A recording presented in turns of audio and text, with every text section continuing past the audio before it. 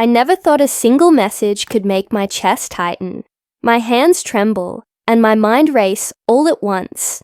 But when I saw my brother's text that morning, I felt something I hadn't felt in years. A mix of disbelief, anger, and a flicker of satisfaction I couldn't quite name. "Come to dinner. With money," it said. 4 words, so casually cruel, carrying decades of superiority, arrogance, and the smugness he always wore like a crown. I laughed, a short, bitter laugh, and then I cried. Not because I was sad, but because I realized how much I had changed. I wasn't that powerless girl anymore. I wasn't the one who trembled when he spoke. The one whose achievements were always cute, but never enough. Not this time. This time I would go. I would attend his little performance, sit at his meticulously curated table, and watch as the power slowly shifted. I remembered all the years of humiliation, the birthday parties where my presents were dismissed with a smirk, the family dinners where my ideas were mocked while his opinions were praised, the vacations where I quietly endured his taunts, and the judgmental glances of relatives who believed his version of superiority. He had thrived on that control, and I had been the perfect audience. Silent, frustrated, powerless. But I had grown. I had learned patience. I had learned observation. And most importantly, I had learned that every stage has cracks. Every hero has weaknesses. And even the most confident person can be undone if the timing is right. By the time evening came, I felt a thrill I hadn't known in years. I dressed carefully. Not in something flashy that screamed, "Look at me," but in something that radiated quiet confidence. I wanted to enter that room as someone completely different, someone who had nothing to prove, but everything to reveal. When I arrived, the house glittered like a palace, the driveway lined with polished cars, the grand entrance smelling faintly of flowers and expensive candles.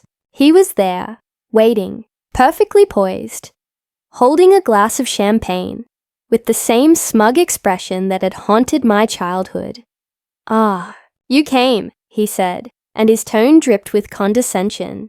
"And hopefully, you brought money this time." I felt the old anger rising, the one that had simmered for years, but I contained it. I smiled instead, a small, precise smile, the kind that hinted at something more. "Of course," I said smoothly. I wouldn't dream of coming empty-handed. As I looked around the dining room, at the sparkling glasses, the polished silverware, the carefully selected guests, I felt a thrill of anticipation. This was my stage now, even if he didn't know it yet. Tonight, I would watch, I would learn, and I would plan. I would let him underestimate me, as he always had, because I had learned the most important lesson. The one who waits, the one who plans, the one who strikes at the perfect moment wins. And I was ready to win. The door closed behind me, and the sound felt heavier than I expected. It was like stepping into a carefully constructed world where every detail, every object, every smile was meant to remind me of my place, or at least where he thought it should be. The chandelier sparkled overhead, casting patterns of light across the polished dining table, and the faint clink of silverware in the kitchen gave the impression that everything was perfectly choreographed. He rose from his seat immediately, a glass of champagne in hand, and greeted me with that same arrogant grin I had hated for years. "I'm impressed," he said, voice loud enough for the entire room to hear. "You actually showed up." His tone suggested surprise, but I knew better. He always underestimated me. I smiled, keeping my composure. "Wouldn't miss it," I replied lightly, letting my words hang between us. There was a pause, a flicker of something in his eyes. Was it irritation? Recognition? I wasn't sure, and I didn't need to be. I had already won a small victory, simply by being calm, collected, and unshaken. The guests were polite, but clearly waiting for the usual fireworks, the subtle jabs, the tension, the invisible competition he loved to stage. I could feel their eyes on me as I took my seat, as if the room itself had shifted with my arrival. That, I realized, was already part of my advantage. People were beginning to notice me, really notice me, for the first time in years. Dinner began, and he wasted no time. Every sentence, every comment was a carefully disguised attempt to belittle me. "You've changed," he said, raising an eyebrow. Not that I expected anything else from. "Well, you." He smiled, but it was a sharp smile, like a blade hidden behind silk. I let him speak, nodding politely. Inside, I was cataloguing every weakness, every habit, every subtle sign of arrogance. I watched the way he interacted with the guests, the way he gestured when he thought no one was looking, the way he laughed. Loud, confident, overcompensating at times. Every detail was a piece of the puzzle I was quietly assembling. When the first course arrived, he made a pointed comment about my choice of dish, suggesting it was modest compared to his extravagant selection. I nodded, sipping my wine. "I like to appreciate the details," I said softly, letting the words float in the air. Some of the guests glanced at me, curious. He frowned. That little spark of uncertainty, barely perceptible, thrilled me. As the conversation continued, I listened more than I spoke. I watched alliances form subtly, the unspoken dynamics between the guests, the way they hung on his every word, yet occasionally glanced at me, intrigued. I realized I didn't need to confront him directly yet. The power wasn't in a single moment. It was in the way I would orchestrate the entire evening, piece by piece. By the time the main course was served, I felt a quiet satisfaction. He was still in his element, still unaware that the stage was no longer entirely his. He thought he controlled the evening, but already the control was shifting, imperceptibly but undeniably, into my hands.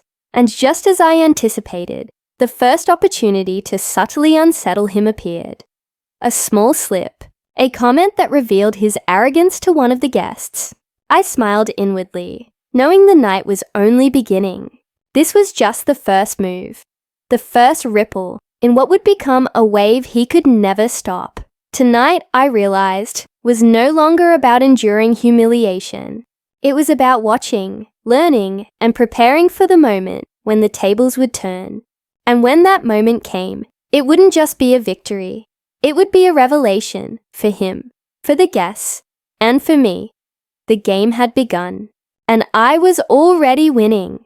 Dinner had settled into a rhythm, the polite clinks of cutlery and soft laughter, masking the tension that hummed just beneath the surface.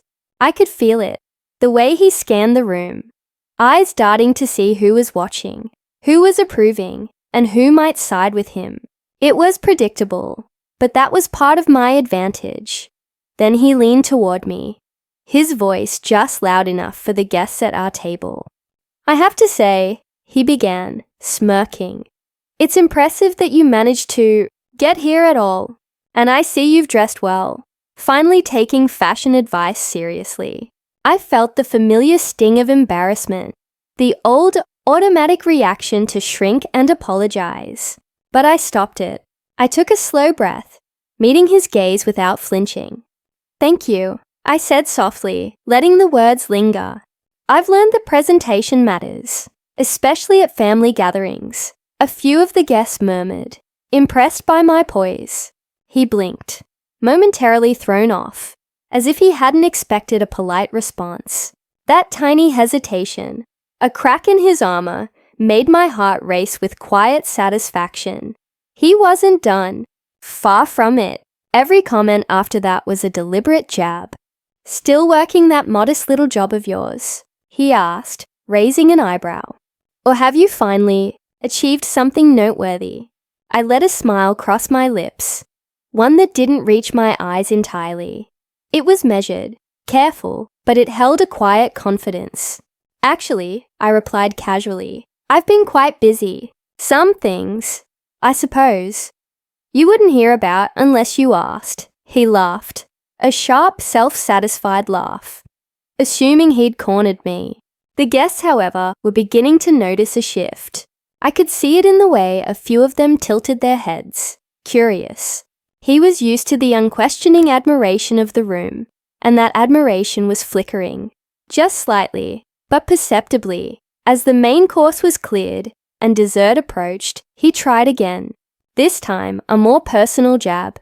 "I remember when you used to envy everything I had," he said, leaning back in his chair. "Funny how some things never change." I caught my breath for a split second, memories flashing across my mind. School achievements dismissed. Family vacations overshadowed. Birthday presents belittled. But the anger that had once made me falter was now sharpened into something far more dangerous. Determination. "Envy isn't really the right word," I said evenly, letting my voice be calm and precise. "I prefer ambition, and I've spent a lot of years making sure that my own achievements speak for themselves." There it was, the first seed of uncertainty. His smile faltered slightly, though he quickly masked it. But I had seen it, that tiny flicker of doubt. Throughout the rest of dinner, I kept my composure, observing him closely, noticing his habits, the way he fidgeted when he thought no one was looking, the subtle arrogance that crept into every gesture. Each one of his attempts to belittle me was a mistake, a piece of evidence I could later use, a crack in his carefully constructed facade. By the time the last of the guests were enjoying dessert, I could feel a quiet thrill in the air. This was more than a family dinner. It was the battlefield I had been preparing for, sometimes without even realizing it. And the first moves had already been made. He thought he was winning. That was his mistake. Because I was no longer the girl who flinched, who cried quietly in her room, who let him steal victories and recognition. I was a woman who had waited, watched, and learned. And the moment I struck, it would change everything. As the laughter and chatter continued around the table, I realized that this dinner was more than just an opportunity to endure his arrogance. It was a chance to study him, to truly understand the man who had spent years belittling me. Every gesture, every glance, every carefully phrased comment revealed something about him, something that I could use. I watched the way his hands moved when he spoke to certain guests. Overconfident, slightly exaggerated, almost theatrical. He craved admiration, approval, and the illusion of control. And yet, in the same motions, I saw cracks, tiny slips of ego, moments where he underestimated the perception of others.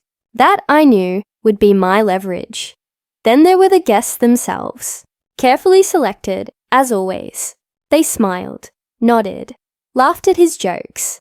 But even in their polite expressions, I caught hints of curiosity, of surprise. Some glanced at me, ever so briefly, as if questioning why I carried myself with such calm dignity despite his jabs. I made a mental note of the ones who seemed intrigued, even sympathetic, allies perhaps. Not yet, but eventually. Every interaction was a thread I could pull, a chain I could subtly influence. My brother, in his self-assured arrogance, had no idea he was giving me the upper hand simply by being himself. Every word meant to humiliate, every smug look, every boastful story. He was supplying me with ammunition without even knowing it. During dessert, he leaned back, swirling his wine glass like a king surveying his court. "I suppose you've done well for yourself," he said with a smirk. "But let's be honest, you're still you." I smiled, but this time it wasn't just a polite smile. It was a deliberate, knowing smile. "Perhaps," I replied softly. "Or maybe I'm someone you've never really understood." The word seemed to unsettle him more than I expected. A flicker of doubt crossed his face, almost imperceptible, but it was there. The seed of uncertainty had been planted, and I could already sense it taking root. As conversation drifted to other topics, I let my mind wander strategically. I identified the subtle power plays at the table, the guests who would follow his lead without question. the ones who were quietly observant, and the ones whose reactions I could predict and manipulate.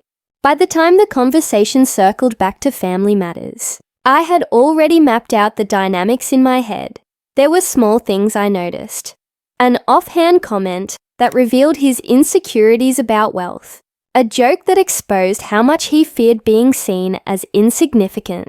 The way his eyes lingered on certain reactions while missing others entirely. Each detail was a clue, a tool, a stepping stone for the plan I had been nurturing for years.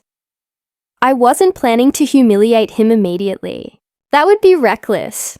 The power of revenge, I had learned, came not from a single act of anger, but from a sequence of carefully executed moves.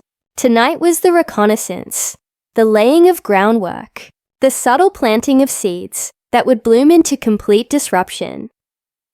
By the time coffee was served, I felt the energy of the evening shifting, ever so slightly. He was unaware, still confident in his performance, but I could feel the tension building, the invisible threads of control slipping, almost imperceptibly, from his hands and into mine. I leaned back in my chair and let a small smile cross my lips. The game had only just begun, and when it escalated, there would be no turning back. For him, for the guests, or for the years of humiliation that had brought me to this moment. Tonight, I realized, was not just a dinner. It was the first act of a story that he would never see coming. By the time the plates were cleared and the chatter softened into polite murmurs, I knew it was time to make my first move. Not a dramatic confrontation, not yet, but a small, calculated act that would rattle him just enough to let everyone else start seeing cracks in his flawless facade. I reached for my glass and offered a toast, catching his attention with a calm, confident smile. "I'd like to say something," I began, my voice carrying lightly over the table. "To family, and to understanding that sometimes appearances aren't everything." There was a polite pause, the kind of quiet that signals people are leaning in, waiting to hear the next words. My brother raised an eyebrow, smirk ready, clearly expecting something banal, something easy to dismiss. "I know we've had our differences," I continued, carefully letting each word land. "And I realize that I may not have always been the version of me you wanted to see. But over the years, I've learned a lot about myself, about patience, and about what it means to truly succeed." He laughed, sharp and dismissive. "Oh, this should be good," he said, glancing at the guests as if to make them side with him. I let a tiny knowing smile cross my lips. "Actually," I said softly, "I think you'll be surprised." At that moment, I leaned forward just slightly, letting my eyes sweep across the table. I subtly dropped a few remarks that hinted at my accomplishments, things I knew he would either ignore or misrepresent, but that the guests could interpret for themselves. Mentions of projects I had led, collaborations I had been part of, milestones he had never acknowledged. I spoke casually, with calm pride, never boasting, but planting the idea. She is capable, she is accomplished, and she doesn't need his approval. I could see it immediately. A couple of the guests exchanged glances, raising their eyebrows, murmuring softly. My brother noticed too, though he tried to mask it with a sarcastic chuckle. "Well, I suppose that's impressive," he said, though his tone carried just a hint of unease. It was a small victory, almost imperceptible, but that was the beauty of subtlety. He couldn't lash out without drawing attention to himself, and the guests were beginning to notice a shift. I had disrupted the carefully controlled narrative of the evening without even raising my voice. As the conversation moved on, I continued observing, watching how he reacted, how the guests perceived his faltering control. Every subtle comment I made, every story I shared, chipped away at the pedestal he had built around himself. And every time he tried to regain dominance with a sharp remark or condescending grin, it landed a little flatter. a little weaker than before. By the time dessert was halfway finished, I could feel the first threads of my plan taking hold. He was unsettled, though he wouldn't admit it. The guests were intrigued, perhaps even quietly rooting for the underdog, the one he had underestimated for so long. I leaned back in my chair, letting the moment settle.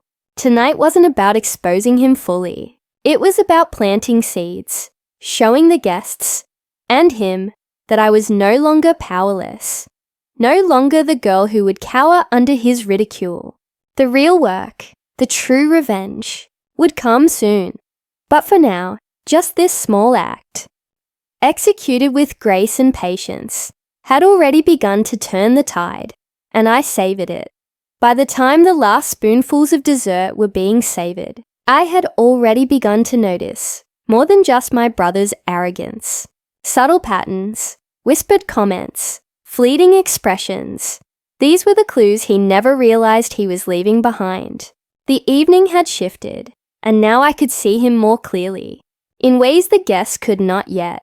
It started with a casual comment from one of his colleagues, a seemingly harmless joke about a business deal he had boasted about for months.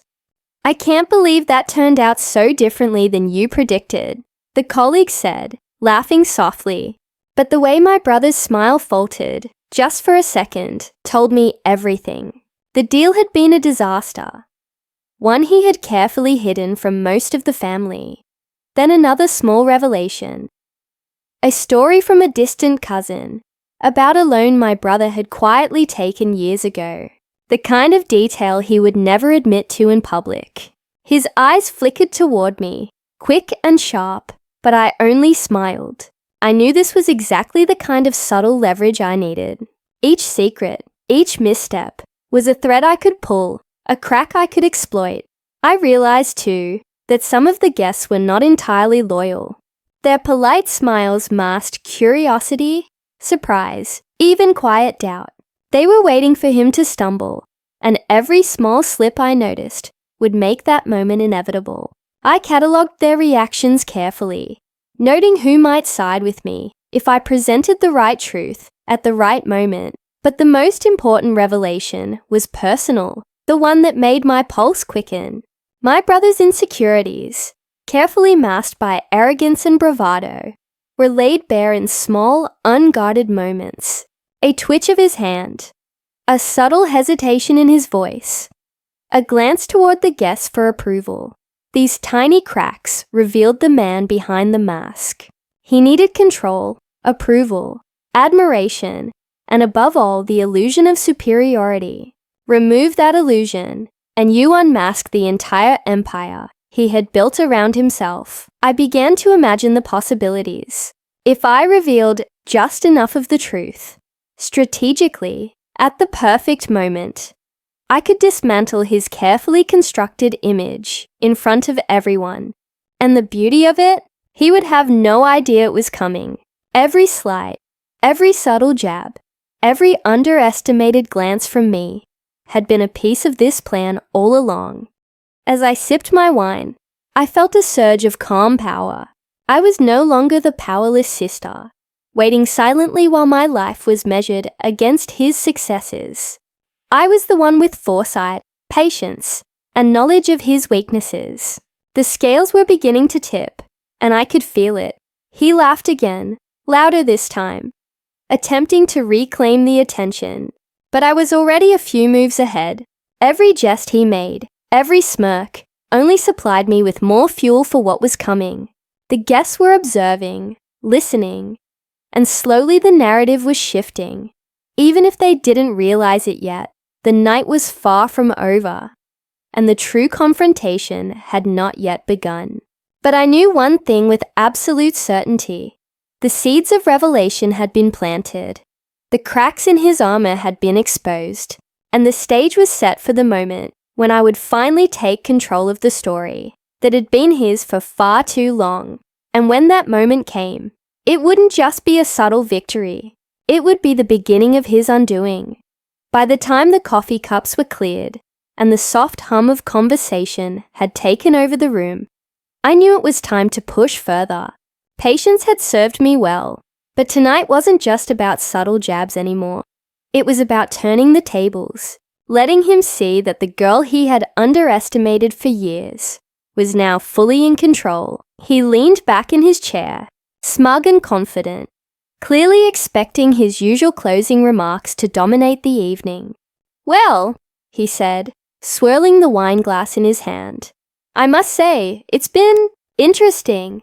But I think we all know who the real success story is here, don't we?" A polite murmur of agreement followed, some nodding, some smiles. But I noticed something crucial. The subtle glances, the flickers of doubt, the way even his closest allies seemed slightly unsure. That tiny hesitation was all I needed.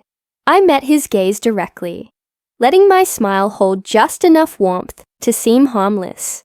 "Interesting," I echoed softly.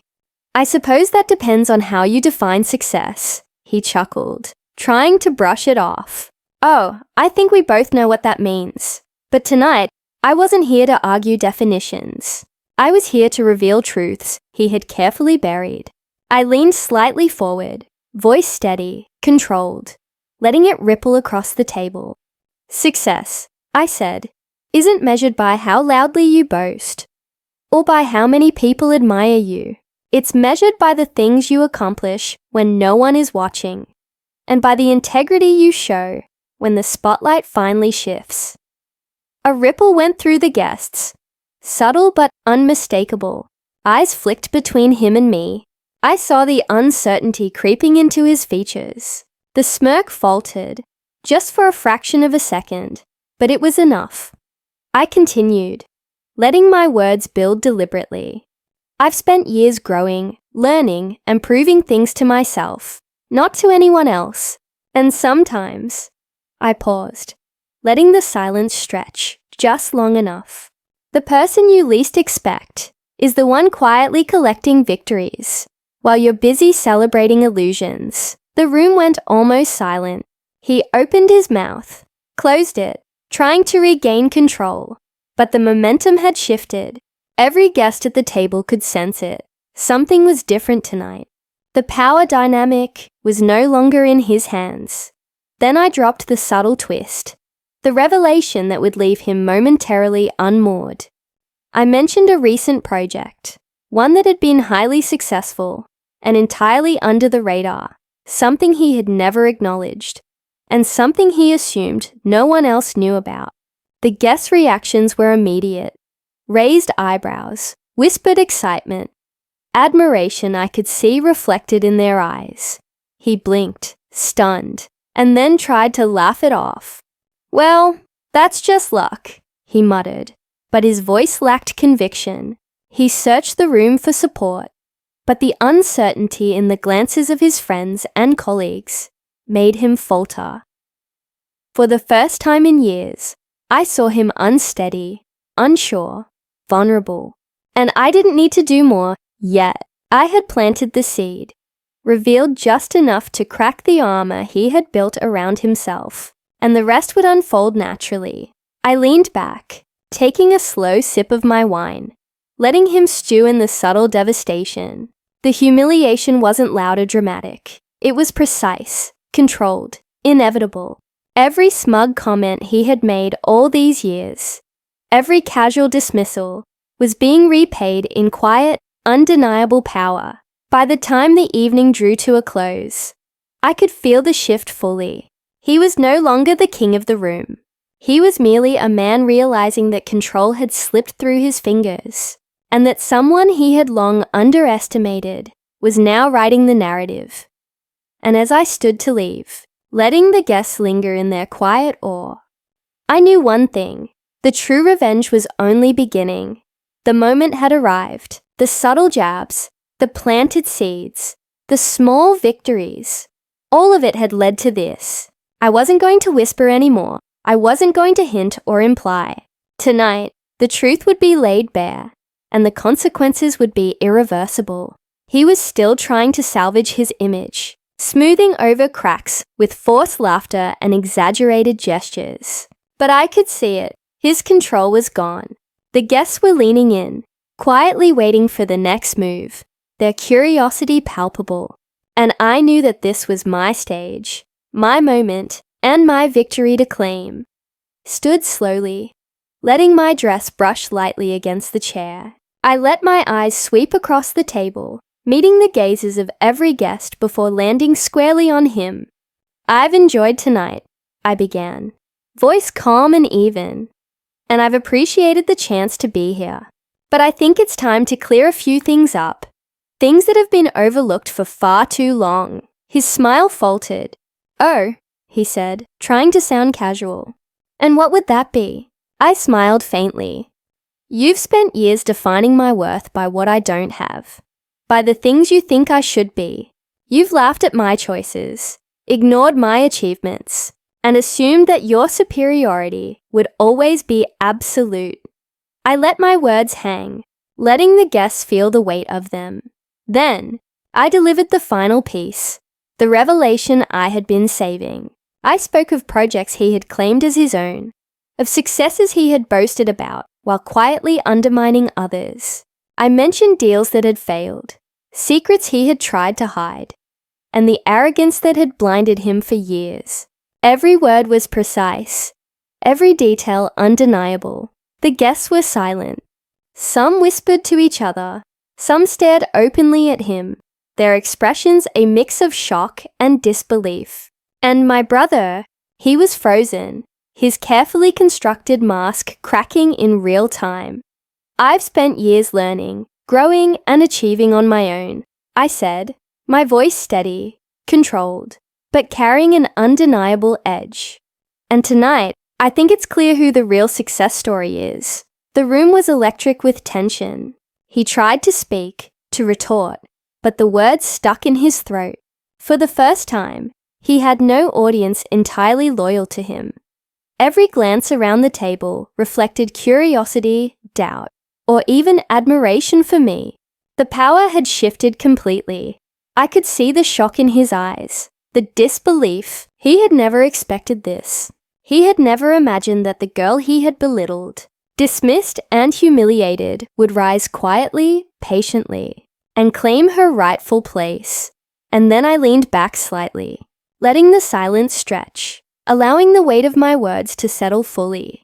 This wasn't just revenge. It was revelation, justice, and empowerment all in one. The guests saw it. The truth could no longer be denied. For the first time, my brother was vulnerable, exposed, unmasked, and I savored it, not because I wanted to hurt him, but because I had finally reclaimed my dignity, my power, and my voice. Tonight, I realized, was more than a dinner. It was a turning point, a declaration that I would never again allow someone else to define my worth. And as I looked around the room, seeing the reactions of the guests and the subtle remorse, or perhaps panic, on his face, I knew that the scales had finally tipped. The revenge was complete, and the satisfaction was absolute. The room was quiet for a moment, the kind of quiet that carries the weight of realization. The guests were processing what had just happened, their expressions a mix of shock, admiration, and whispered intrigue. My brother, however, was the one at the center of it all, stunned, pale, and uncomfortably aware that the carefully constructed image he had maintained for years was crumbling before him. I watched him, observing every micro-expression, every flicker of uncertainty. He opened his mouth, perhaps to defend himself, to restore the illusion of control, but the words faltered. Every eye at the table was no longer on him alone. They had seen the truth, and there was no way to spin it back into his favor. A few of the guests leaned toward me, subtle nods, almost imperceptible smiles, as if to silently acknowledge the quiet power I now held. I felt a warm surge of satisfaction. This wasn't just about proving myself to him. It was about reclaiming years of dignity, of being seen as capable, confident, and strong, without needing anyone's approval. My brother finally spoke, his voice tight, laced with frustration. "You think this proves anything? I smiled softly, shaking my head. "It doesn't prove anything to me," I said evenly. "It proves the truth to everyone else. And perhaps it proves something to you, that underestimating someone for years can be costly." He looked away, jaw tight, struggling to process the turn of events. The room felt different now, heavier, yet charged with an unspoken acknowledgement of the new balance. The guests whispered quietly among themselves, some casting furtive glances toward him, others toward me, all sensing the shift in power. Later, as the dinner wound down, I caught snippets of conversation that confirmed what I had already suspected. Some were openly discussing my accomplishments, others reflecting on my composure, and a few, those closest to him, were starting to question the stories he had told over the years. The ripple effect had begun, and I knew it would continue long after I left the room. As I gathered my things and prepared to leave, I felt a calm clarity settle over me. Revenge, I realized, was not about anger or hatred. It was about justice, precision, and reclaiming your own power. I had orchestrated every move, observed every reaction, and executed a plan that shifted the narrative entirely in my favor. Stepping outside into the cool night air, I allowed myself a deep breath, savoring the freedom of it. The dinner had been more than an event. It had been a battlefield, a proving ground, and a stage for the woman I had become. And though my brother still wrestled with humiliation and shock, I knew that the balance had finally shifted. The years of quiet endurance, the patience, the strategy, they had all culminated in this moment, and I was stronger, wiser, and more empowered than I had ever been before. This was more than revenge. It was closure. It was liberation. And it was mine. The night had ended. The guests had left. And the echoes of the dinner still lingered in my mind. Walking home, I felt the weight of years. The small humiliations, the whispered criticisms, the subtle dismissals, all of it now transformed into something entirely different. Strength. I thought about my brother, still grappling with the fallout, still trying to make sense of what had happened. For years, he had defined my worth through his own arrogance, measuring me against his successes, and dismissing anything I achieved. But tonight had been different.